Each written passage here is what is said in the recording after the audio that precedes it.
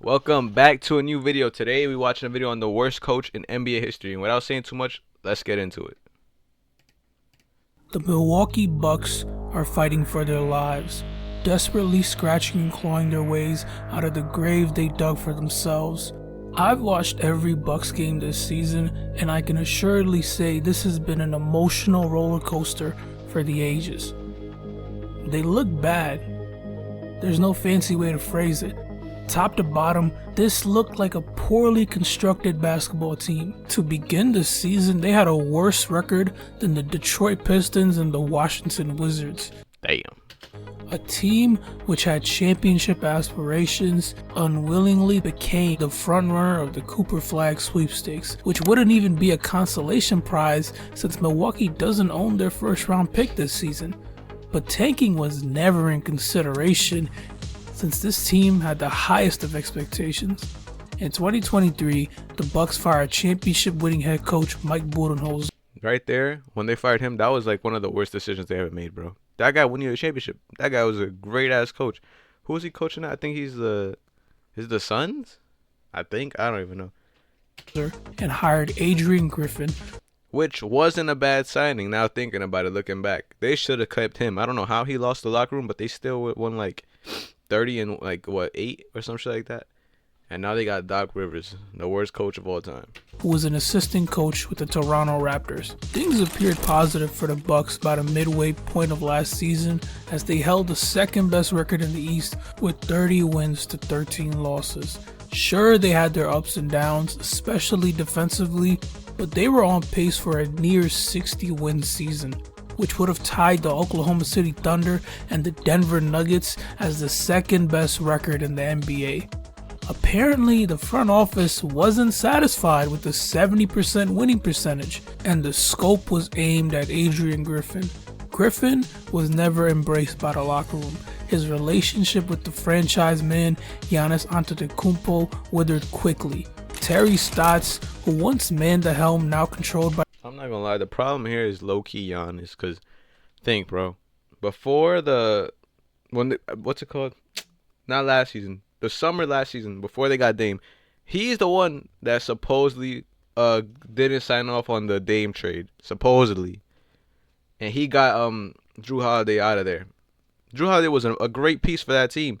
And then he got both of his coaches fired. He got 2 coaches fired in like a year. I think it's this nigga. And now there's rumors of him leaving. Like, I don't know. They gotta pack him up. Griffin was brought on as an assistant. Both men would clash, and that ultimately led to Scott's departure right before the season opener. Terry Stotts was Damian Lillard's head coach up in Portland for over a decade, so that could have caused a rift between Adrian Griffin and his newly acquired star.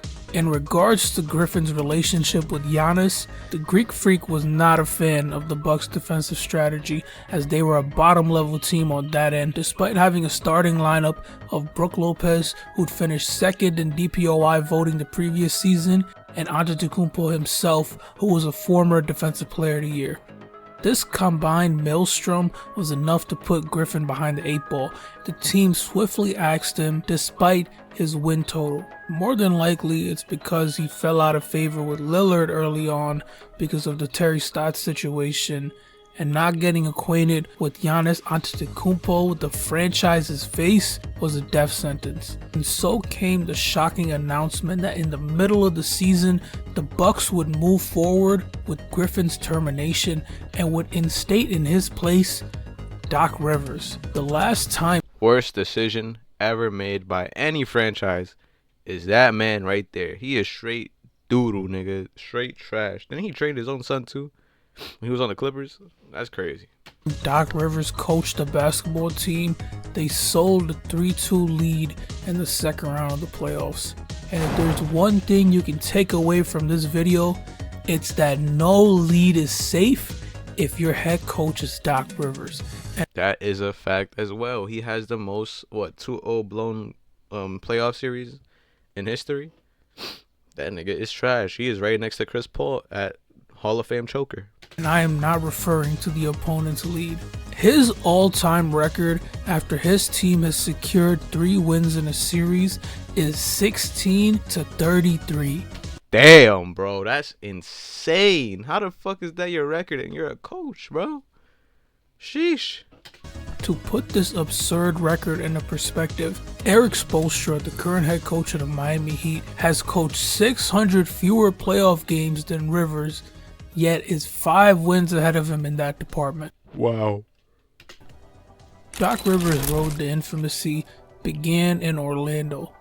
By his third year in 2003, with a roster unimpressively assembled consisting of has-beens and a 23-year-old Tracy McGrady as the team's linchpin, the Magic squeezed into the playoffs as the 8th seed. They'd face the Detroit Pistons, who'd go on to win the NBA championship the next year. With an incredible margin to overcome against a formidable opponent, the Magic captured some of their namesake, taking a 3-1 lead versus the Pistons in that first round matchup.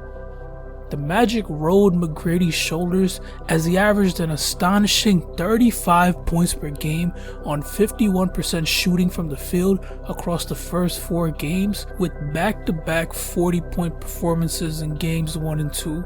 But this gritty Pistons unit, who defined the 2000s with their tough, molasses-paced brand of basketball, adjusted to Orlando's game plan and played the remaining 3 games with a strategy focused on attrition. Fueled by Orlando's young star's arrogant comment, the future champs made McGrady eat his words. It released the hounds on him and managed to take him out the series completely. I'm sorry. This is way off topic, but bro, if you were watching basketball back then and this is how it fucking looked, bro, oh my god, I feel bad for you. How do you even watch this? This is not even like 300. This is fucking terrible, bro. You're like, what are they filming this shit with? How is this possible? Tracy McGrady limped to the finish line in the final 3 games, dropping to 25.5 points per game on 45% shooting.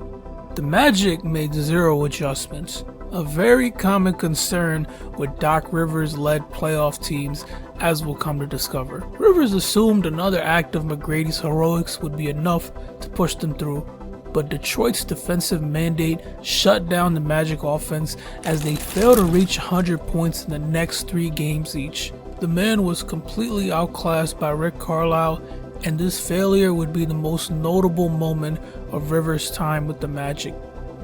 Now, Doc Rivers' run with the Boston Celtics during the late 2000s is the reason he always has a job despite his incompetence. Commanding a roster featuring potentially 4 Hall of Famers, the 2008 Boston Celtics added banner number 17 following a 22-year drought to the historic regale of the city of Boston. The Celtics' crowning achievement would ironically become the undoing of multiple other franchises. Rivers' career has been carried by this lone championship ring back in 2008, and since then he's left a trail of... Bro, 2008 was what? Like 16 years ago? Holy shit.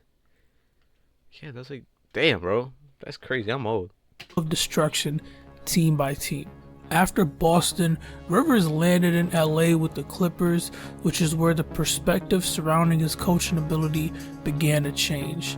Doc Rivers and the Lob City Clippers deserve their own video. This team spent the better part of a decade chasing a championship and managed to never reach the conference finals, despite having prime Chris Paul, Blake Griffin, DeAndre Jordan, JJ Redick, etc. And JJ Redick is ass as a player and as a coach. He could hit like 3 threes a game, but miss like 6. Look at the numbers, check it up. They definitely came close on multiple occasions. They came damn close. In the 2014-15 season, the Clips finished with the 3rd best record in the Western Conference at 56 wins to 26 losses. The Houston Rockets were the 2nd seed with a matching record. When both teams handled business in the first round, it set the stage for an epic clash between the 2 best teams in the West, not named the Golden State Warriors. And since the difference in talent between both teams was razor thin, most anticipated this series would go the distance. And we were treated to a 7-game slugfest, which in retrospect was hands down the best playoff series that year. This was a historic series, for one person in particular. Not James Harden, not Chris Paul, or Blake Griffin, or any of the players. After Game 4, the LA Clippers took a commanding 3-1 lead at home. With 3 games to clinch the series, this closing win would guarantee a trip to the next round, which would be the first conference finals appearance for the Los Angeles Clippers. But this is Doc Rivers we're talking about, and he's never on the right side of history. The next 3 games mirrored the series against the Pistons. Nearly 12 years later to the date, another Doc Rivers coach team would squander a 3-1 lead. Following a devastating Game 7 loss, Rivers became the first coach in NBA history to blow multiple 3-1 leads. The next 3 years saw the dissolution of the Lob City Clippers due to unfortunate injuries and malignant disdain internally after numerous postseason failures. By 2020, the curtains were closing on Doc Rivers' tenure as the Clippers head coach.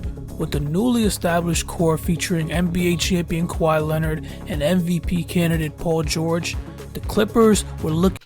OKC was so good back then, bro. Sure hurt my heart to see what happened to him. Fuck Damian Lillard. That's what he gets what he deserves with that whack ass Bucks team. For a reason to part with the Marquette alum. And with the chance yet again to reach the Western Conference Finals, Doc Rivers performed the unthinkable by squandering his third 3-1 lead, breaking his own record of most 3-1 leads blown by a single person. To put into perspective how rare of a feat this is, there's only been 13 instances in which a team has sold a 3-1 lead. That means Doc Rivers' 3 blown leads makes up approximately 23% of every 3-1 comeback in NBA history. Around 1 out of 4 3-1 comebacks is because of Doc Rivers' shitty coaching. Every 1 in 4 3-1 comebacks is him. That is fucking absurd, bro. What? How does he have a job? What? After the Clippers tossed him, he spent 3 years with the 76ers, which was a short but memorable time as he presided over Philly team, which had finally completed the process. Rivers was right in the middle of the Ben Simmons fiasco, and all that tension between Rivers and Simmons boiled over after the Sixers lost 2 straight to the infant Atlanta Hawks back in 2021. Game 7 became infamous as the Simmons pass out of an open dunk game. And I mean, what a shocker. Doc Rivers coached the team to yet another Game 7 loss. I'm not gonna lie. This nigga ruined Ben Simmons' career. He deadass ruined his career, bro. Ben Simmons was never the same after that Game 7. He got fucked up and never scored a game past 20 after that. And he wasn't done either. This is Doc Rivers we're talking about. Maybe he was tired of disastrously blowing 3-1 leads, so he suppressed his appetite and settled for 3-2 leads. Because this dude did it again in 2023. In Game 6 to the Eastern Conference semifinals, 1 win away from an incredibly favorable conference finals matchup against the Miami Heat, the 76ers let Jason Tatum revive his legacy in real time after the worst 3 quarters of his career. That move was fucking nasty. Tatum should be fucking MVP or second next to Jokic. I just had to throw that in there. And that was all she wrote. Game 7 in Boston was a slaughter, and the loss sent Rivers straight to the woodshed. But even after countless failures, this guy manages to coach another championship contender, the Bucks. He must have like some fucking dirt on all these organizations, or he gotta have some real high up fucking friends. Because bro, the shit that he like, this is crazy. How does he keep doing this? He should not. He should be arrested for the fucking all these 3-1 blown games, 2-1 blown series. Have a steep uphill climb in order to return to contention. But if there's one man who's well acquainted with large, insurmountable deficits, it's Doc Rivers. Maybe he's overdue for a twist of fate. Thanks for watching. W video. Doc Rivers, you a straight ass and you gotta be fired, bro. I'm sorry, but you gotta be fired.